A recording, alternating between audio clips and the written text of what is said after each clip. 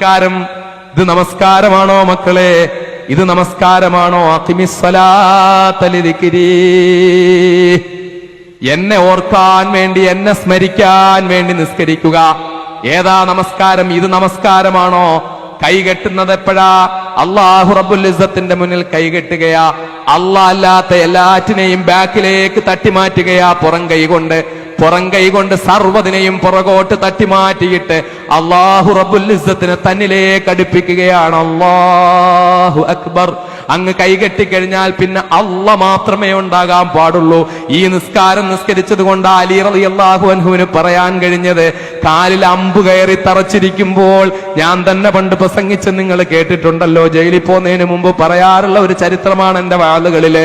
കാലിൽ അമ്പ് കയറിയിരിക്കുമ്പോൾ അലി റളിയല്ലാഹു അൻഹു എന്താ പറഞ്ഞത്? അമ്പൂരാൻ വേണ്ടി സഹാബാക്കൾ പഠിച്ച പണി 18 നോക്കിയിട്ട് അമ്പൂരാൻ പറ്റുന്നില്ല.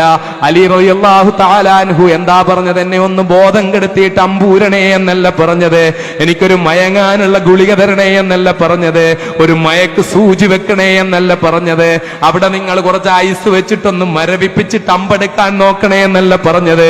പിന്നെന്താ പറഞ്ഞത്?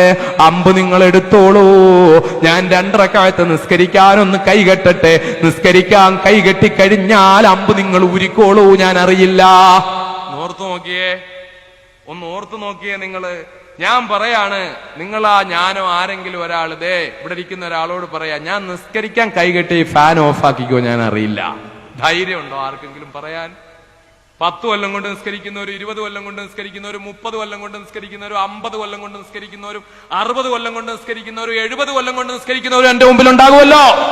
ഈ നീണ്ടു നിവർന്ന് കിടക്കുന്ന മനുഷ്യ മഹാസാഗരത്തിൽ നമസ്കരിക്കുന്ന എന്റെ പ്രിയപ്പെട്ട സഹോദരന്മാരോട്, ഞാൻ ഉൾപ്പെടെയുള്ളവരോട് ചോദിക്കുക, നമുക്കിവിടെ വന്ന് നിന്നിട്ട് ഞാൻ ഖിബിലക്കേറെ എന്ന് നിസ്കരിക്കുമ്പോ ഫാനങ് ഓഫ് ആക്കിക്കോ, ഞാൻ അറിയില്ല എന്ന് പറയാൻ പറ്റുമോ?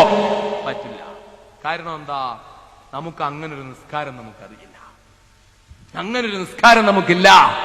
അള്ളാഹുമായിട്ടുള്ള സ്വലാത്ത് മിഅ്റാജുൽ മുഅ്മിൻ, സത്യവിശ്വാസി അല്ലാഹു റബ്ബുൽ ഇസ്സത്തിലേക്ക് നടത്തുന്ന മിഅ്റാജാണ് നമസ്കാരം. റബ്ബുമായിട്ടുള്ള മുനാജാത്താണ് നമസ്കാരം. മുഹമ്മദ് മുസ്തഫ സല്ലല്ലാഹു അലൈഹി വസല്ലം. പക്ഷെ ആ നിസ്കാരം നമുക്ക് നിസ്കരിക്കാൻ പറ്റുന്നോ? അലി റളിയല്ലാഹു അൻഹു എന്താ പറഞ്ഞത്? കാലിൽ തറച്ചിരിക്കുന്ന അമ്പ് അല്ലാത്ത നിസ്കരിക്കാത്ത അവസ്ഥയിൽ അത് ഊരിയെടുക്കാൻ വേണ്ടി നോക്കിയിട്ട് അമ്പിന്റെ 2 സൈഡ് ഇങ്ങനെ ഇരിക്കുന്നത് കൊണ്ട് തന്നെ വലിക്കുമ്പോൾ മാംസം മുറിഞ്ഞു വരുന്നതിന്റെ പേരില് പറ്റൂല, എനിക്ക് വേദന താങ്ങാൻ പറ്റുന്നില്ല, ഊരല്ലേ എന്ന് പറയുന്ന അലി പറയുന്നു, ഞാൻ നിസ്കരിക്കാൻ കൈകെട്ടി കഴിയുമ്പോൾ നിങ്ങൾ ഊരിക്കോ, ഞാൻ അറിയില്ല. എന്തായിരിക്കും അപ്പോ ആ നിസ്കാരം?